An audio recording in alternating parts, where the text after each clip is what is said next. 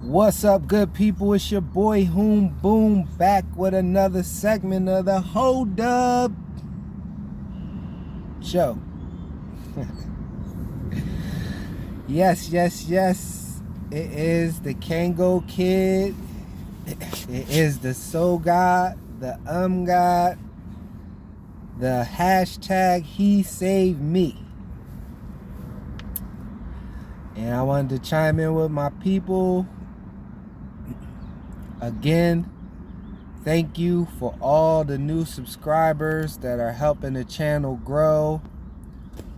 All my spiritual people that are tapping in. All just everybody who feels like they resonate with my story or resonate with where I am in life right now and navigating these changes or navigating this new perspective.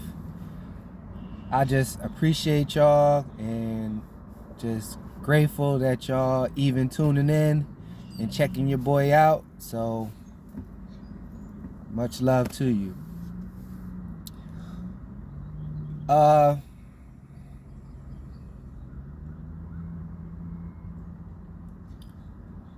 got my first full night of sleep last night in probably weeks. I didn't get any visitors, visions. I didn't feel any negative energy around me. I just got a good night's rest. And I know that sounds crazy in a car, but I believe last night is probably the first night that I slept good. Just slept without any worries. Just great, right? Because along this journey, of course, I've had moments of discouragement, moments of why,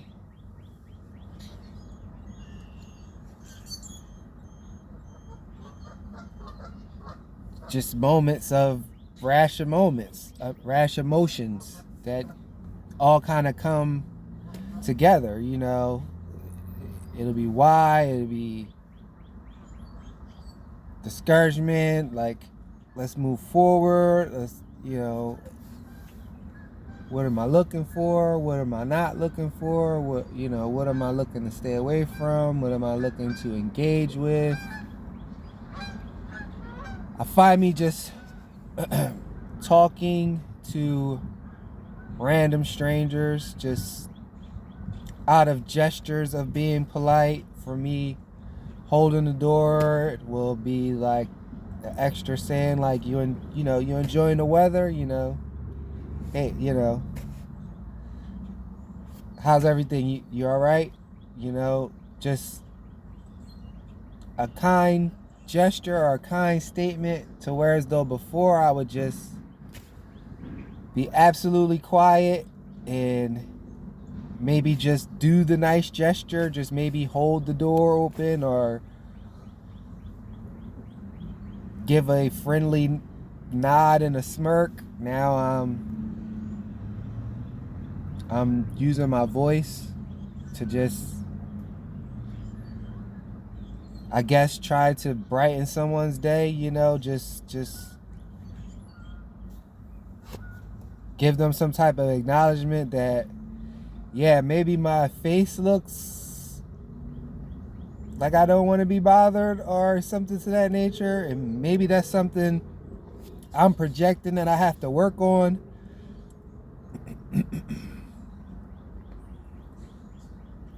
To let my good nature and kindred spirit vibrate through a little more than letting them have to find out in another way by having to have a conversation with me, or you know, getting to see me smile, or getting to, you know, and it's like I'm trying to take that approach more, because I'm trying to make sure that in this hermit state that I don't lose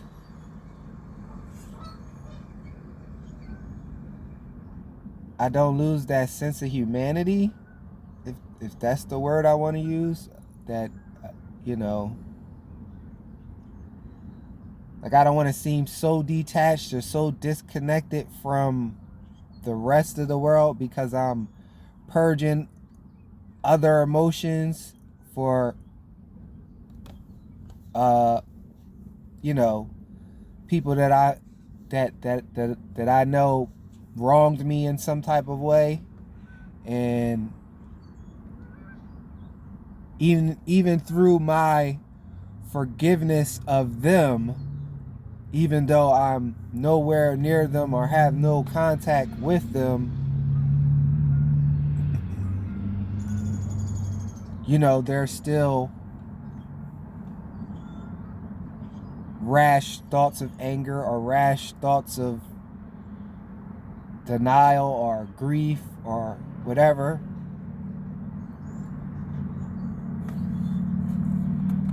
And it's like,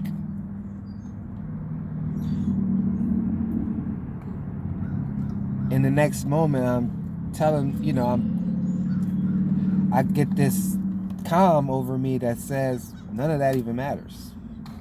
Like, they probably don't give a fuck. Why would you give a fuck? Like, why would you still, to some degree, carry any of that in any percent, like even 0.0001% of it? Like, why'd you carry any of it with, you know what I'm saying? And it hasn't been that long. I mean, it felt longer than it's been. It hasn't really even been a full month yet. But when I think back of that first couple days of it, you know, of all that really hitting at its peak, I'm just very proud of myself that, you know, I survived those feelings. You know, I didn't let those feelings totally succumb me, you know. And I'm appreciative. I'm appreciative of that. I'm appreciative of God guiding me through that. I'm appreciative of my ancestors or angels holding my hand through that.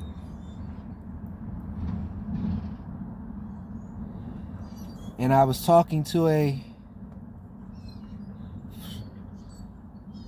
one of the only friends I got, and he had to convince me that I'm not alone, as much as I want to believe I'm alone. I'm not. I don't have to go through this alone, even though I recognize now that this has been my trauma response since a child, being as though I was an only child, and being as though I felt as though like I didn't have that motherly connection, that nurturing connection with my mom to come to her about you know, emotions or things in my childhood era that I might have went through and I needed someone to talk to, not recognizing that I needed someone to talk to, I would just learn to overcome it on my own, learn to recognize what I was feeling even though I didn't have a word for it, right?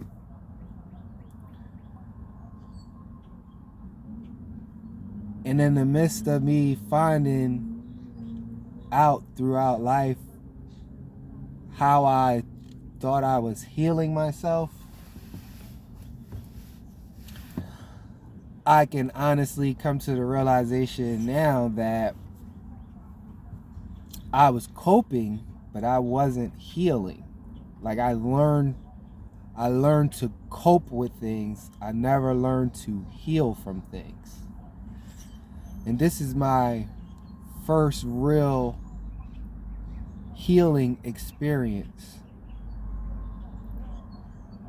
To where as though I'm not trying to fix a situation, because I've always been a very solution-based person. It's like you can't come to me with a problem because I'm looking to how are we going to fix it? All right, this is what I think needs to be done to fix it. And it's like sometimes people don't want to hear something about fixing it. They want to vent. They want to feel as though you care and you're there. Right? And I struggled with that early on in life, being as though that I didn't realize at the time that I was an empath, that I was just absorbing all that energy that I didn't want to absorb that energy. That's where the solutions were coming at, to let's solve this so I can expel this from me and also help expel it from you.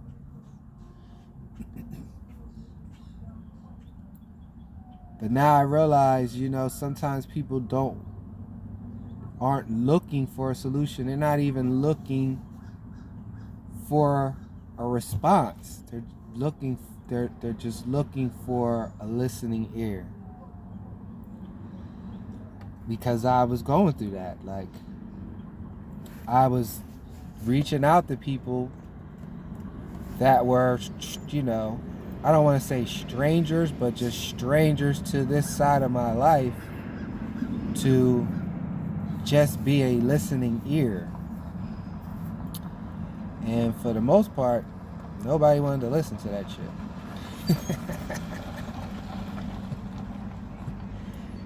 And I ain't mad at them for not wanting to listen, Your pride, it's your life, your prerogative, You listen to who you want to listen to.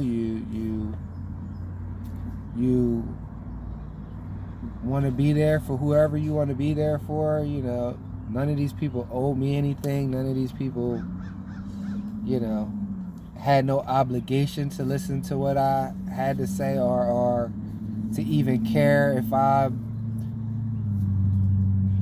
need someone to talk to at that time.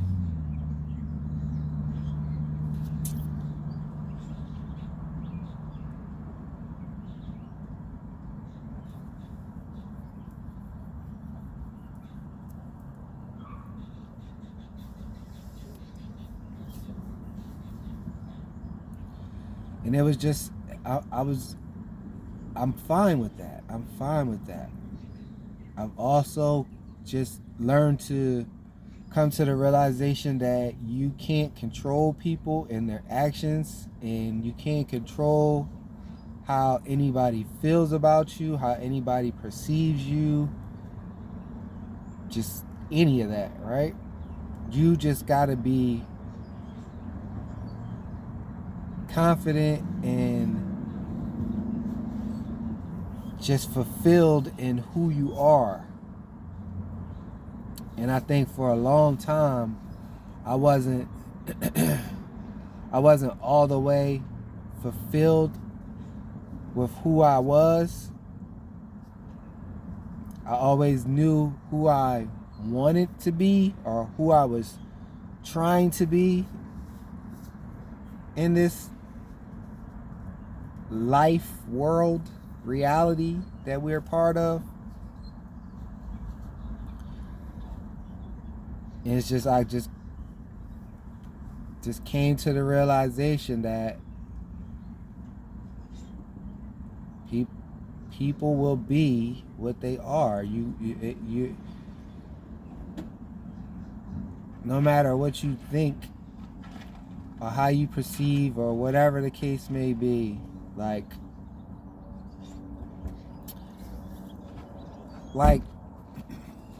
take someone dealing with substance abuse, right?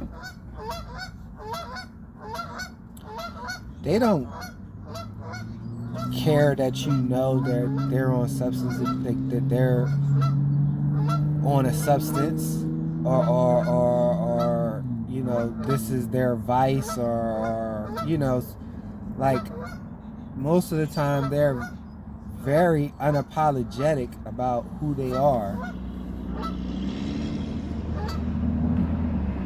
Like some of the realest conversations that I've had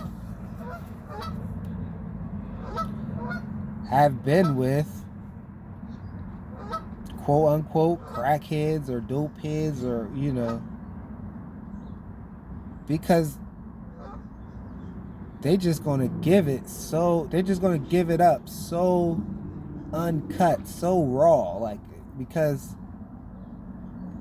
they don't care what you think about them. They don't care that you know that they went through or going through whatever they went through or going through. They embrace it, they embody it, they say this is them, and you can like it or not, type of deal, right? That's why it's like always been the joke about how crackheads hate the smell of weed or hate weed smokers. Like they look down on them to some degree, like, which is weird, you know.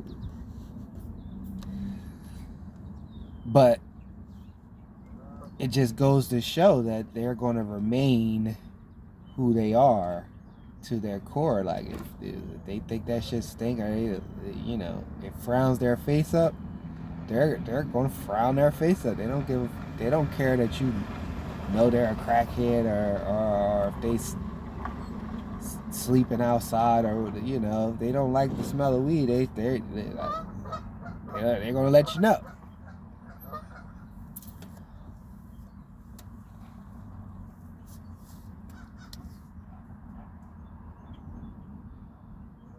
So then I also like wanted to get on here and just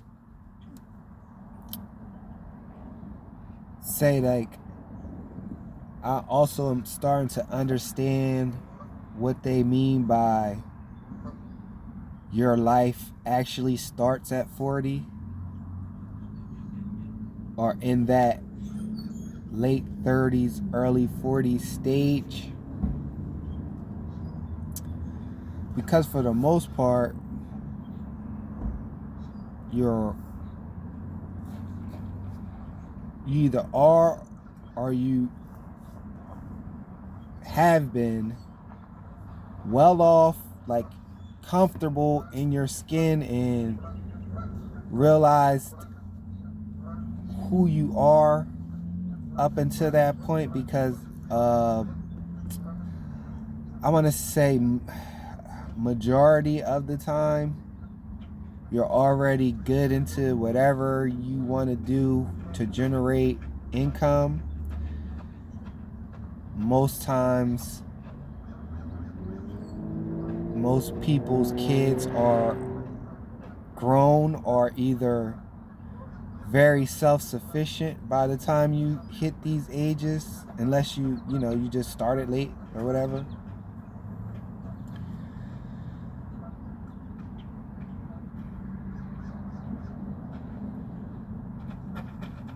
and you have some sort of sense of where you're going to a degree.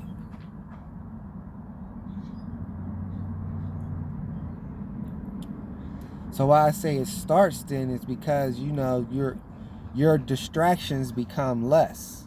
Like, you have a foothold on whatever your job or whatever your your money generator is. Like, you have a good idea of how all that works from front to back and all that. And your kids are either on their way to basically not bothering you, or moving out, or college, or whatever, right? And you start to find that you have more free time on your hands. Like, you have more, oh shit, whatever I wanted to do or whatever I was aspiring to do before I had kids or before I had a career or a stable income, I now have the resources, the knowledge, and the time to pursue those things. If that was still in my heart, or that was still something that was sort of a passion for, you know, yourself. And then sometimes people come to the realization that they don't know who they are by the time that these stages happen, because they've immersed themselves in these roles of parent or job title or status or imagery that you're status or persona or reputation you're trying to uphold, that you gained in your 20s or 30s or whatever, right? Whenever you assumed said reputation for whoever majority of your circle or outside world that encounters you think you are, right? Or want to call out as your most consistent character in you, right?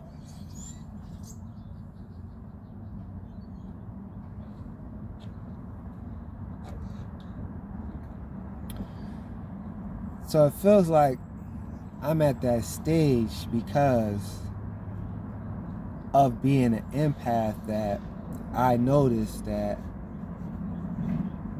the identity I had in the persona or reputation or whatever wasn't me, or probably was never me, or probably was in hospice for years. Like I knew whatever that was, or whatever that perception identity was dying. Like,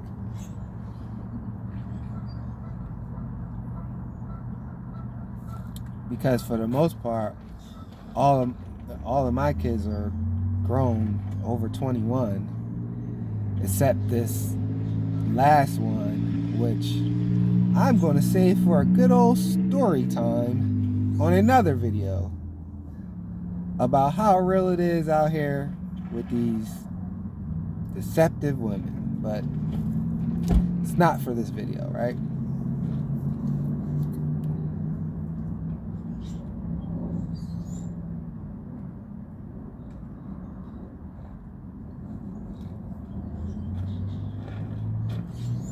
I look up and I see, like, man, I was out here really killing myself to do all these things that I thought I wanted to do, that I did want to do, and I was doing, and I really thought I wanted to do. And now that I went through this awareness in a sense, right?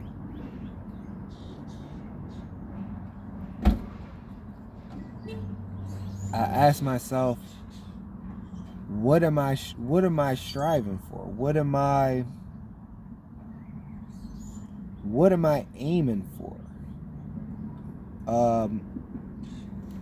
I can't blame it on I gotta continue going because I got kids to take care of. I can't use them as a crutch to get it going, right?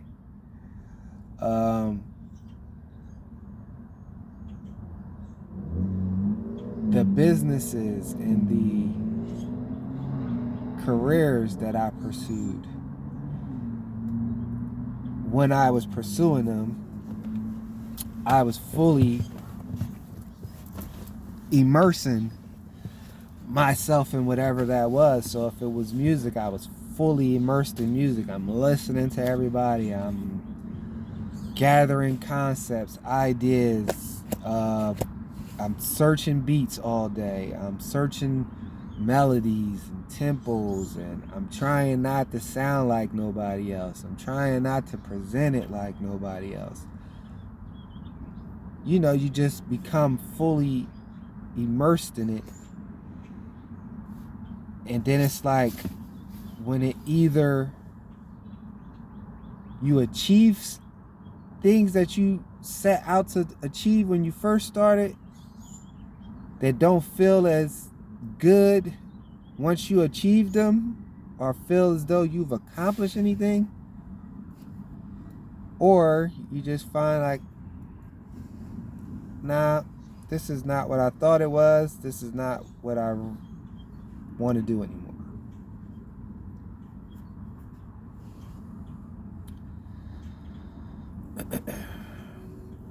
So then, you know, there's the obvious. You got to do something to eat and survive. You have to hunt somehow, some way, right?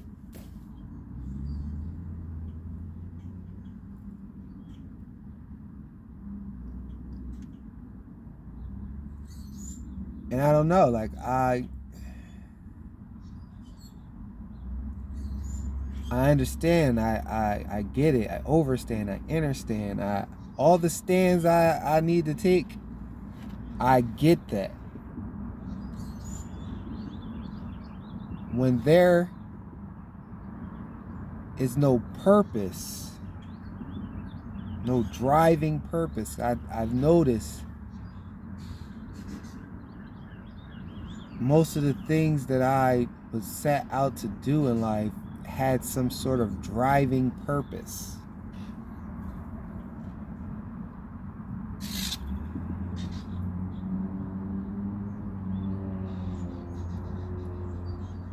And it was like with this last venture, the driving purpose was to basically get off of the quote-unquote plantation of having to, you know, work for someone else or depend on another entity to provide my survival and appetite. And then the other more important reason was I wanted to leave a legacy and just leave something of importance to my kids.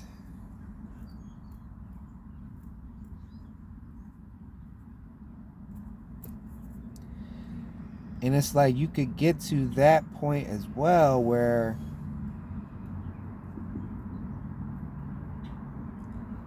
I do all this building up and I create this sweater fashion empire when my kids don't even like sweaters. They don't, you know, like I don't even see them wear any. Like they're always in sweats and hoodies and the just most lounging, comfortable, I ain't about to do nothing wear that you could see in teenagers or, young adults. So it would be like, would I be killing myself to hand over this creation I made to people who don't even value it, or maybe turn around and sell it as soon as I hit the dirt because they don't have no passion or have no drive to continue said legacy?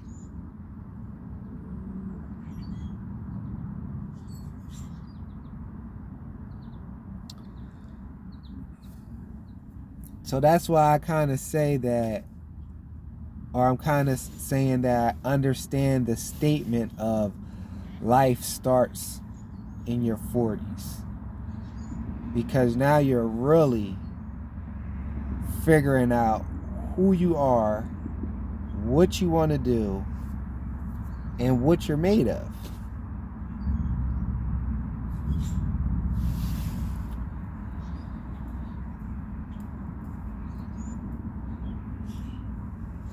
Or you're rediscovering purpose, whatever purpose means for you to get out of bed or to get out of circumstance or to just thrive within your spirit.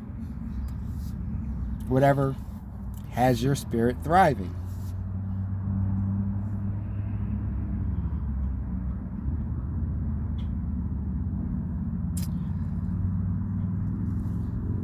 And I've noticed that all this time,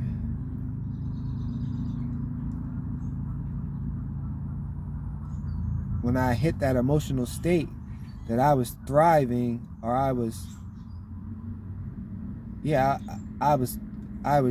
just basically yearning to get rid of whatever feeling I had in my chest of wanting to be free or wanting to feel free.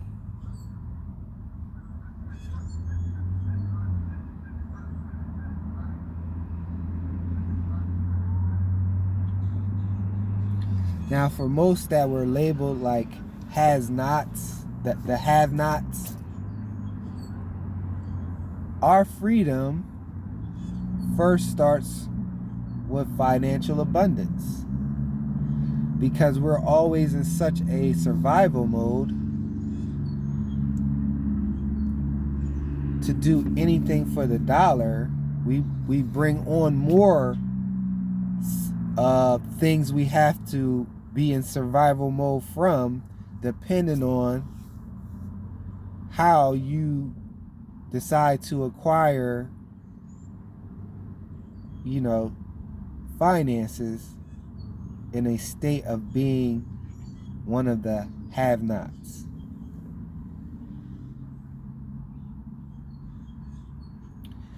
Because the people who have can often, most times, tell you that money is not everything, because it will not make you happy. It will make you comfortable, but it doesn't guarantee your happiness. You still got to go out there and find your happiness. And a lot of people, well, not a lot of people, but there are a few cases where we hear that the rich are miserable and they end up, suicide things and things of that nature, right? Because they couldn't find their purpose or happiness even though they had abundance. Because it's like they're looking and they're thinking, what am I doing it for if everyone's out here killing themselves to not worry about finances like me, not knowing that once you're no longer worrying about finances, you start worrying or assuming other issues or other problems that may not have nothing to do with the area of finances.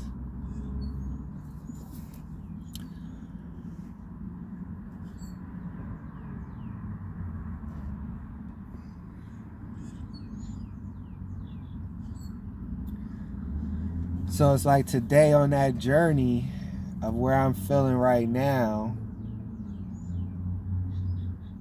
I'm feeling in a state of, ready to get going, ready to, do what I gotta do to remove myself from the park. But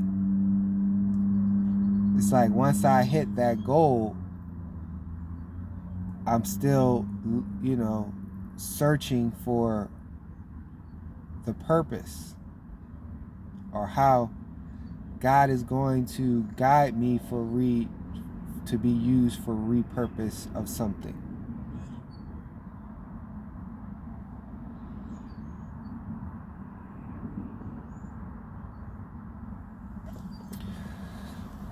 I also find that in my 40s, I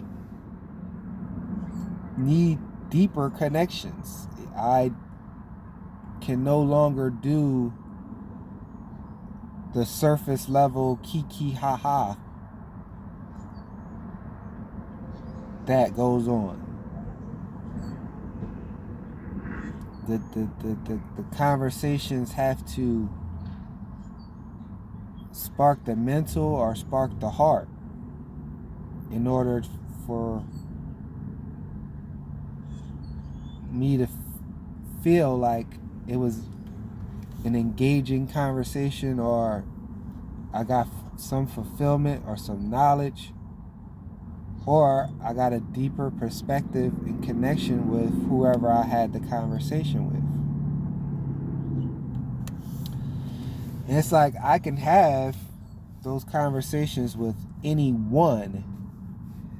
It just seems like as there's more and more, like as the conversation grows with more people, I kind of check out because I don't want to be absorbing all these people's energies at once. So it then shuts off my social side, so to say.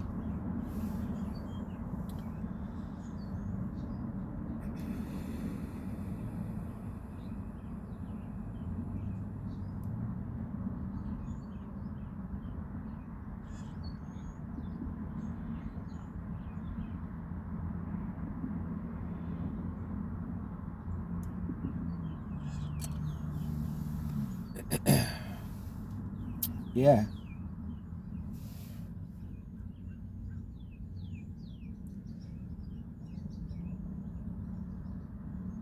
So it was like once before, I wanted to be in the most packed club you can't move, or I wanted to always be on the scene but not necessarily in the scene. If you get what I'm saying, like you could tell me where it's popping at, where they having it, and I'd be super excited, happy to go, ready to whatever, but in the corner, not on the balcony or on the stage or in VIP or any of that. I'm in the building, cool.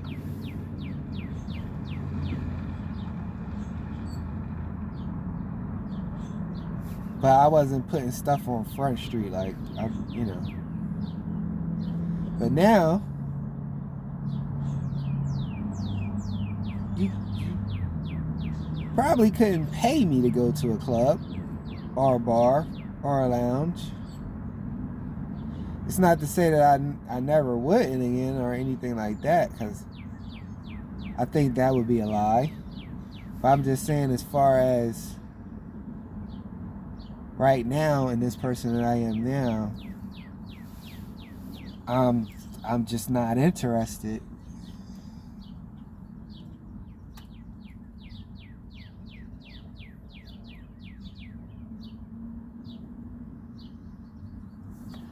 And that also will, you know, cause some issues, cause some isolation, cause some hermit moments, cause things like that.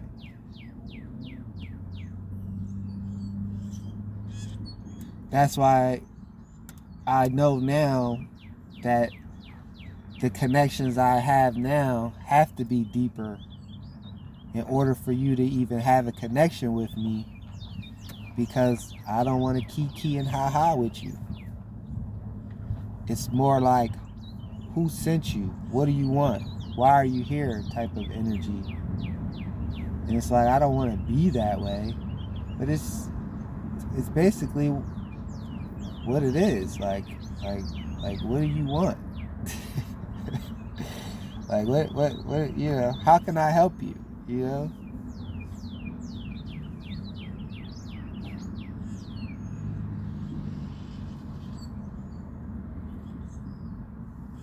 And I don't want that to seem like there's a bitterness or anything like that, you know. It's more of a state your intentions. Like,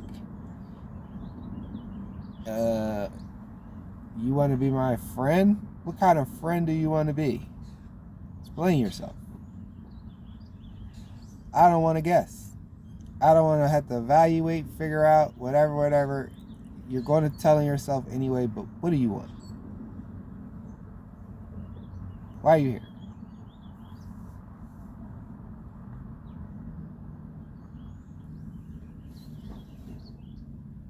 Or even past that stage of, you know, someone probably just wanted to genuinely just be a friend and just whatever, bust it up.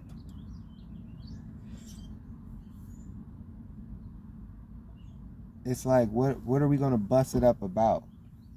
Am I going to learn something? Am I going to teach you something? Am I going to feel closer connected to you emotionally after we bust it up? Or am I going to feel like I just wasted 15-20 minutes of blah blah blah and about who the fuck was on The Masked Singer, or what the fuck, who got a drink thrown on them on Love and Hip Hop, or some, you know what I'm saying? Like none of that shit moves me.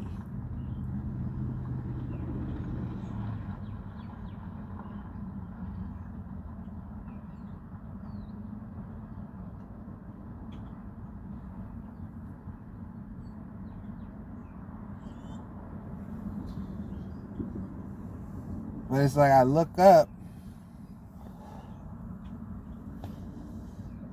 and lots of people are just comfortable living without a purpose. They're comfortable going to work, working till they're weakened, get to a weakened state, and spend the resources on shit to further weaken them,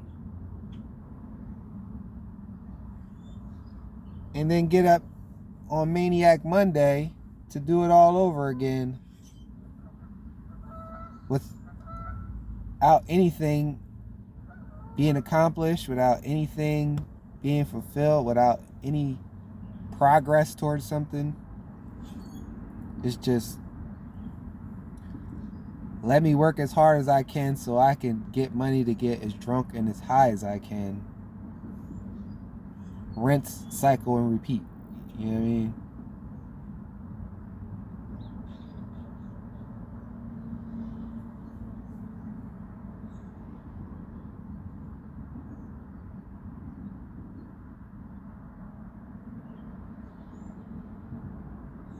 And I wasn't with it. I wasn't with it. I wasn't with it. I wasn't with it. That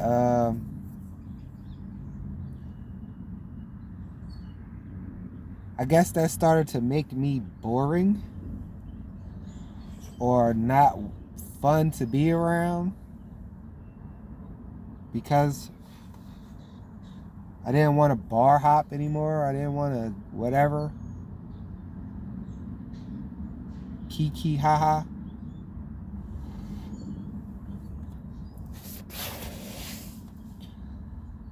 So then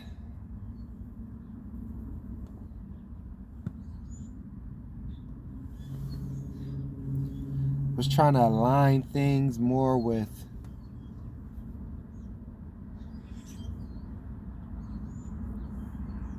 a certain sense of brotherhood or a certain sense of you're accomplishing something without even knowing you're accomplishing something. So I, was trying to gather people to come play basketball Sunday mornings, as a designated day to just get out there before the sun gets blazing hot down on you, to kiki and ha-ha while also exercising, while also lifting each other's spirits, while also sharing information. Somebody might have needed a job and I didn't know my job was hiring. Hey, why don't you go fill out up here at my job? I might necessarily not kick it with this person on a day-to-day basis, or they might not even have my number or a way to contact me, but they out here playing ball with me on Sunday and they needed a job. Hey, fill out an application here. Give it a shot. What could it hurt? What could me trying to help you hurt?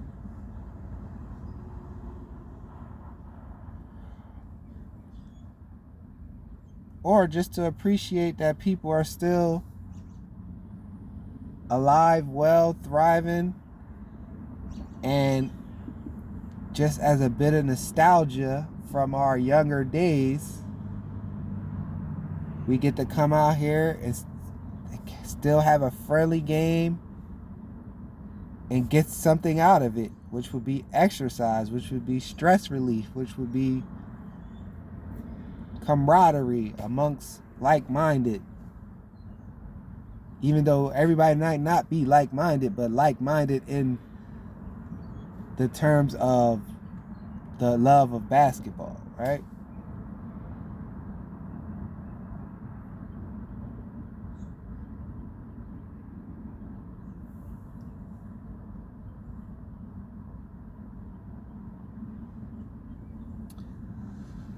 But it's like, it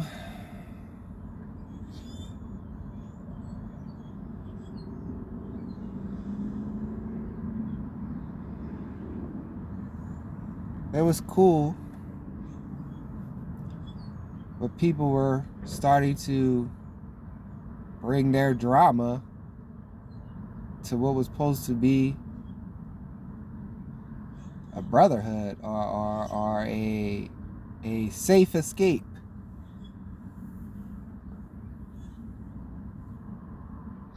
And it's like, bro, leave that where it's at. We out here just trying to ball.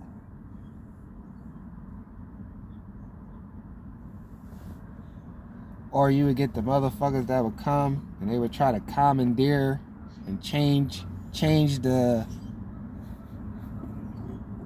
change up how things was going to appease their personal format. And it's like, nah, you're just bringing confusion. You're pausing the game, trying to make the game how you want it, or complain throughout the game because it's not how you want it. Instead of just playing the game, getting what you can get out of it, and going on about your day.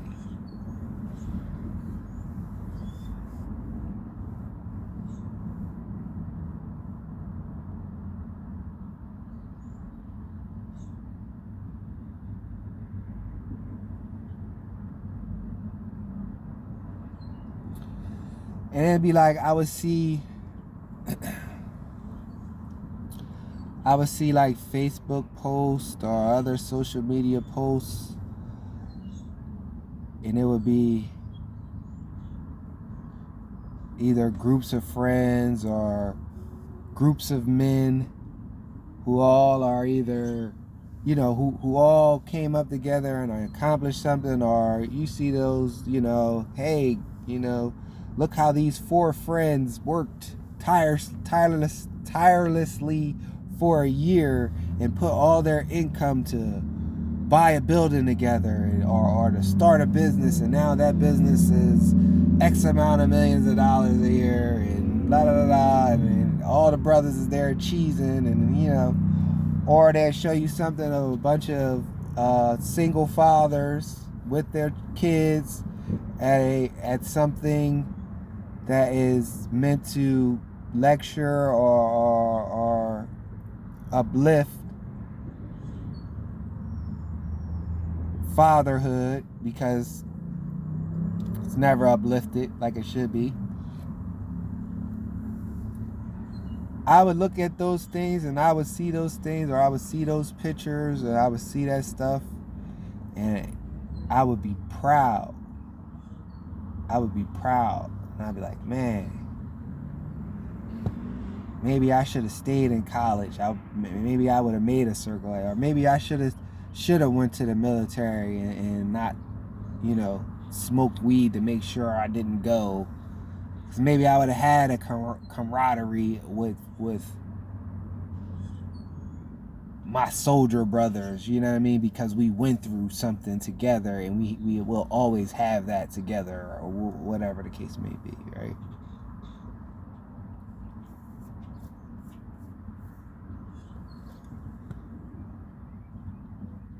So it's like, in these 40s, you already are not having as much communication with probably as many people that you did in your 20s. It's not to say that you don't have relationships and you don't get up with people and you don't do what you do with them, but it's probably not as frequent as it used to be. Like, I'm talking like probably by 70-80%, right? So who are you spending majority of your time with? You. And you're finding out that you might not have known you. You known the character you created, or the reputation you were trying to uphold, or to that sense, but you don't know you. Because what may have got you all those other titles and perceptions then, you might not even be into now. So then what? So then I was watching some Redman interviews of lately, as he talked about how he went celibate for 2.5 years and stopped smoking weed, and he stopped hanging around certain people and all that, and he was in his own hermit state, and it was very difficult, but it was needed. It was like the best thing that ever happened to him, and it gave him clarity and all. And I was like, man, because at first it'd be like, not to say Redman, but when you hear like people publicly coming out talking about stuff like that, it almost feels like it's a publicity stunt, or something they're using to drive attention, like they ran out of ideas to drive attention to their whatever they're doing, that they needed to hit you with another transformation, another reinvention to sell. But for him, you could tell like it was genuine, like he really had to walk through that fire. And he really had to, for whatever his purpose was of having to walk through that fire, he had to walk through that fire. And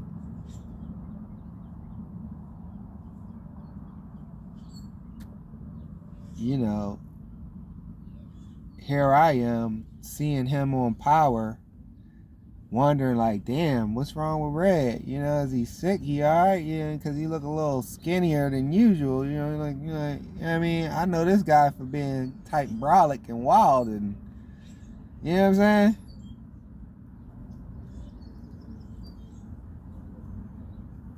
And it was like, nah. He was fucking fasting. He was fucking stopped smoking. He stopped fucking.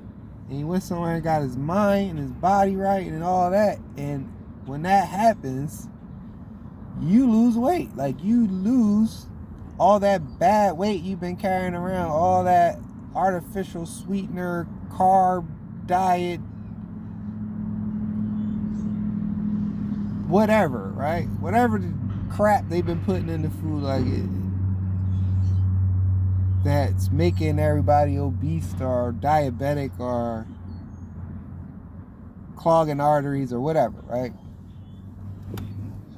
Once you go through that and that fasting and things like that, it's like once you know better, you do better. You don't wanna, you know, you don't even drive in McDonald's. You don't even go to KFC. You don't want to see a Popeye. You don't want to see a Wendy's, you know, because you know none of that shit is good for you. Even like what am I going to Wendy's for to get a salad? Like, it's ridiculous. You know what I'm saying? So it's like you start coming to realizations and things like that, and it just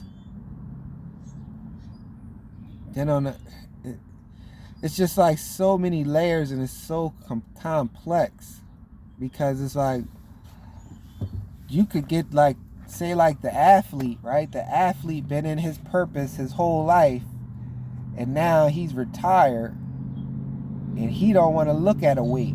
He don't want to touch a basketball. He ain't looking to meet somebody's weight requirement or their endurance test. He ain't looking to do none of that. He looking to sit around and relax, because he been working non-stop, that his whole career was just one big blur. Like, he can remember dates, times, games, but it's still like one big blur to who this post athlete now is.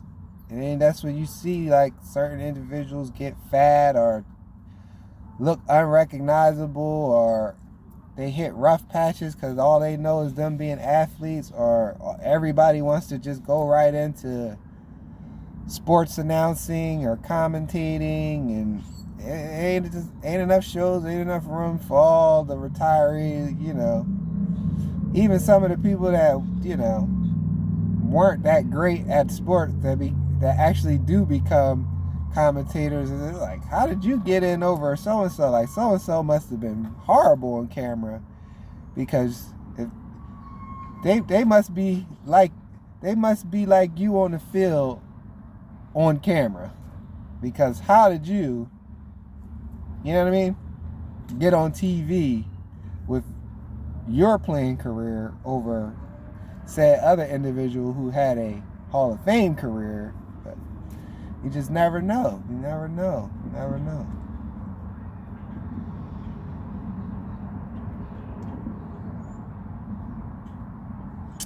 So I'm saying this to say, like,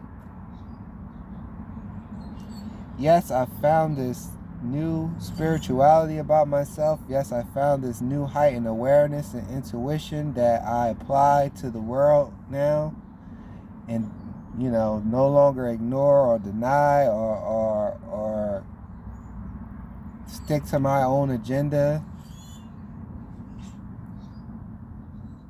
But in another sense, I'm also rediscovering purpose. Because now the purpose is solely, in so many words, solely for me. It's solely now that I'm solely living for me.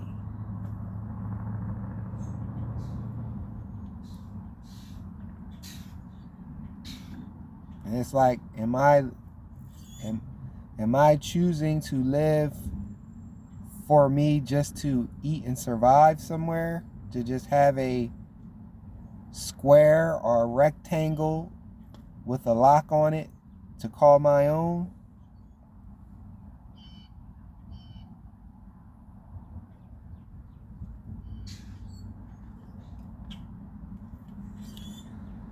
Is it to just drive, have something to drive back and forth to my rectangle or square with the lock on it?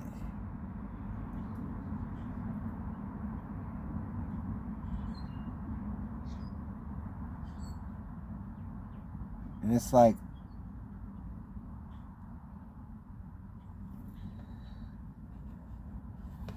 I look back on my childhood and I used to love the barbecues, love the picnics, love the house parties. Because you're seeing everyone together, the vibrations are high, the mood is good, and everyone's having a good time. And those are the memories you want to take with you. And it's like, now I'm at the age where I'm supposed to be the one, well, not me specifically, but my age group are supposed to be the ones throwing the barbecues, throwing the picnics, throwing the house parties, banquet parties, whatever. Man, you could barely get 2 of my kids in the same room for an extended period of time without one of them getting sidetracked on something, or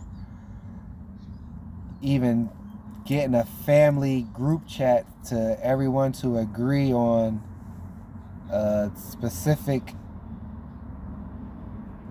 adventure or trip to create family cohesion.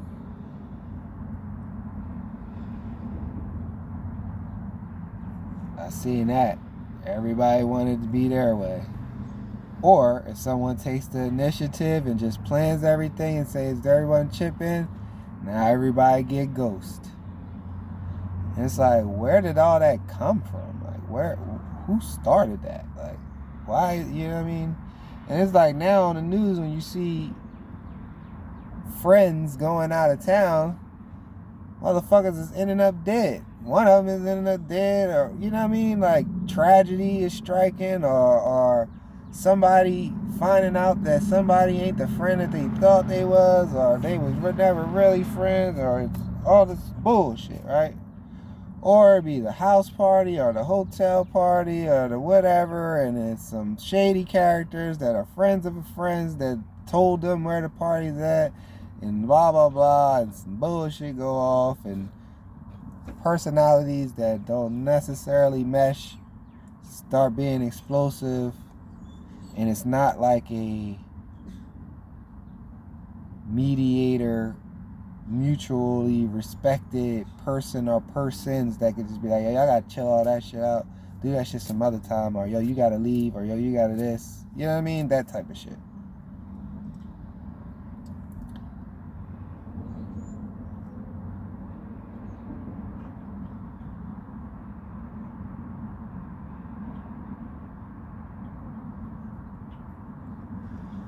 So it makes you wonder, like, is it by design? Are they just making sure that with each generation, people no longer want to gather in harmony and unity, and or some other ulterior motive, or you got to incentivize them to want to be together or whatever?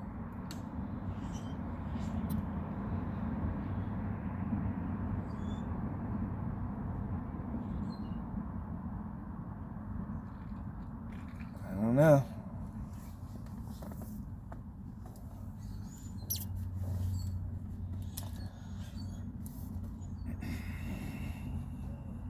But then it's like, I know I like to travel, I always like to see new things, new cultures, just new areas, just to see what y'all do, how y'all give it up, you know what I mean?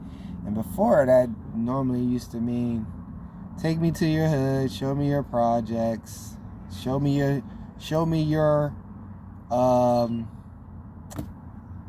trying to think of it, Show me your Broad Street, or show me your South Street, or show me your Market Street. And now show me your clubs. Now show me your strip clubs. Now show me what's the best food out here. What's y'all food? You know, what is y'all cheesesteak? What is y'all pizza, or what is the food that makes y'all, that identifies most with your area and your culture of what's going on around?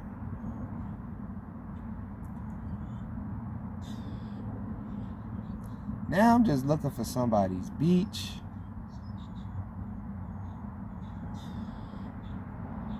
somebody's cabin,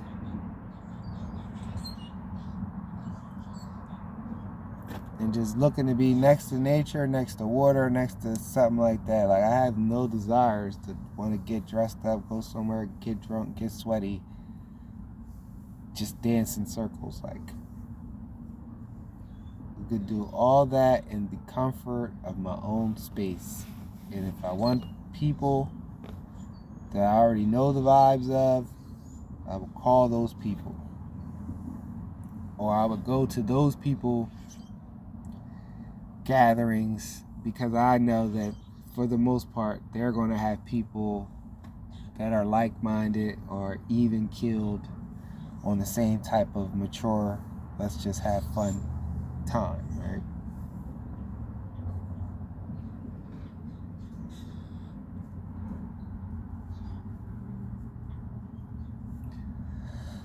So yeah, that's my message for today, people. I honestly believe life truly begins around your late 30s, early 40s, because now you're stepping into finding out who you really are. Because if you are really still the same individual you was in your 20s or even your early 30s, by the time you got 40, something's not right. Some level, some growth did not happen.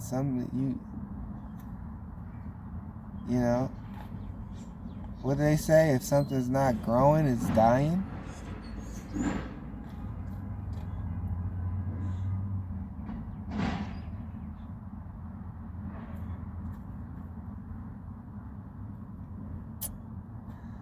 I don't know,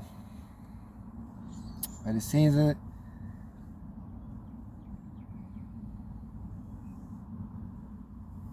now I'm trying to grow every day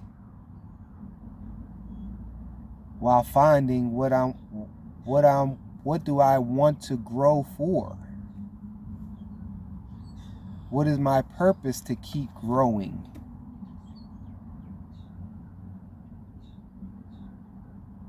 Besides shelter and food.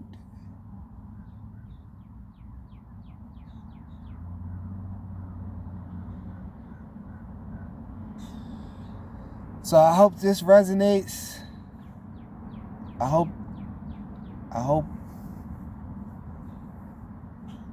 this makes people think, or I hope, it helps them, or helps someone be able to reestablish their purpose and know what they out here doing it for, and who they're doing it for, wherever it is. That's your purpose. And do it to the greatest fulfillment that you can, because it is solely for you.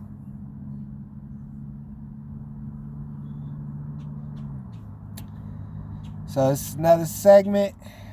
Again, appreciate all the new subscribers, all the old subscribers that continue to tune in, just everybody that showed the channel love. Keep striving, find your purpose, live your truth, find your inner peace, walk in faith, get connected to God and the divine source, and enjoy life. Be and do whatever you want to do, because you only get one go around, as far as we've been told. It's your boy Hoon Boom. Peace.